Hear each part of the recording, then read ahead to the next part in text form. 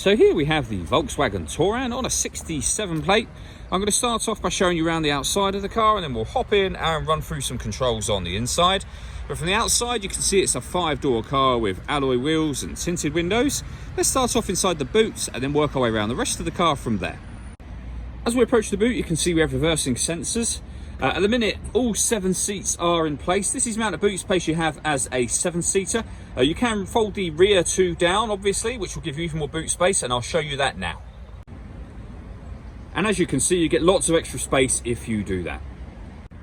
Okay, so we're just going to work our way back round to the front of the car, and then we'll hop in and run through some controls on the inside. Now that we've done a full circle of it though, you can see it's in excellent condition the whole way round. Just briefly before we climb in, I think it's well worth seeing the interior from this exterior point of view. There's plenty to run through on the dashboard, so let's hop in and we'll do that now. Okay, now that we're inside the car, we're going to start with the dials. On the left-hand side, we have the rev counter, and on the right-hand side, we have the speedometer and fuel gauge. In the middle, you can see the total miles for this car, which are 17,876. Above that, we have a digital readout for the speedometer. You can change the information that's displayed there by using buttons on the steering wheel. So we're on the kind of driving data menu at the moment, so there's various bits of fuel economy and trip computer information. But you can also have different menus, as you can see, from navigation, audio, telephone, vehicle status, and then back round to where we started a moment ago. And the buttons I was using to do that are just here on the right-hand side. We have phone controls and stereo controls over there as well. The stereo controls continue on the left, along with cruise control.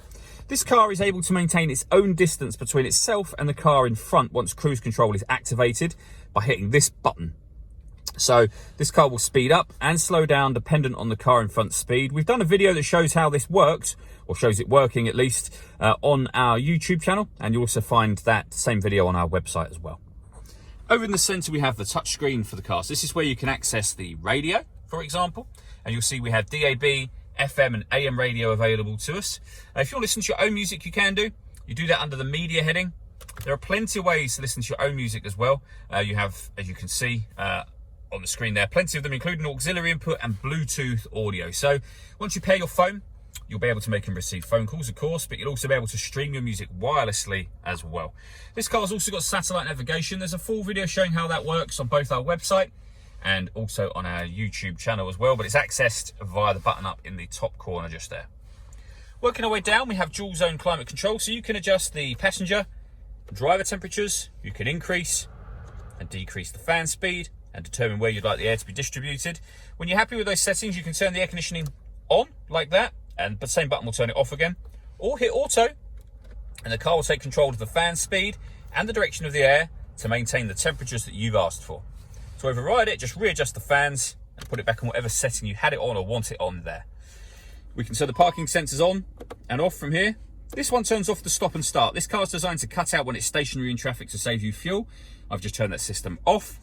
This one will change the driving mode of the car. So you can put the car in eco, normal, sport, or individual. And under individual, you can customize those things, as you can see. So for example, if you want the steering in sport mode, which means it'll be slightly firmer, but everything else normal, you can do. Under that section, we have a 12-volt charging socket, auxiliary and USB inputs, and then the gear lever for the fully automatic gearbox. All that leaves me to say is thank you for taking the time to watch this video. If you'd like to come and see the car in person and have a test drive, please feel free to call any of our MJA sites. We'd love to hear from you soon.